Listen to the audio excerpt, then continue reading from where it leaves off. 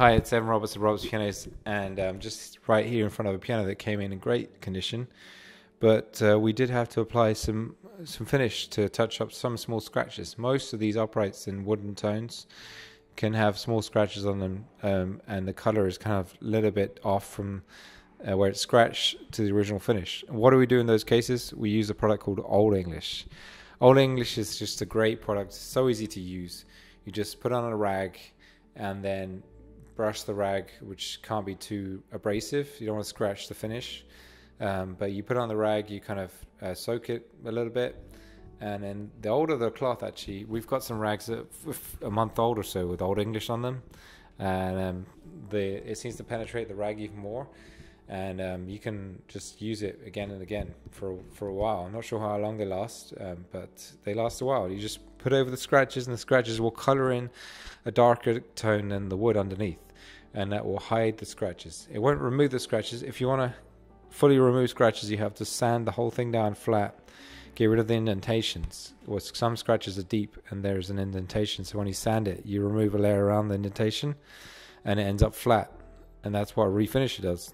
They're very good at sanding. I give my refinisher some parts, and as soon he's talking with me, and all of a sudden he's sanding down the finish to get everything clean again. That is the case with some panels of wood. You can take some pieces of the piano to a refinisher for them to do specific parts, and it's worth checking for a local refinisher to work with.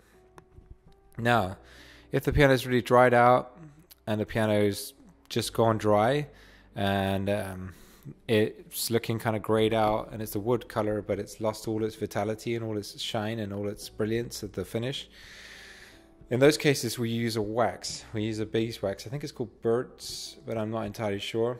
I'll put the bottle on the video.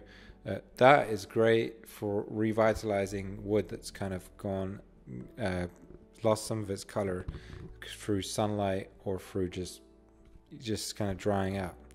Now, if the cabinet's dried out, you may have issues with the internal parts, the tuning block and other things, so you might want to look beyond the drying out of the cabinet.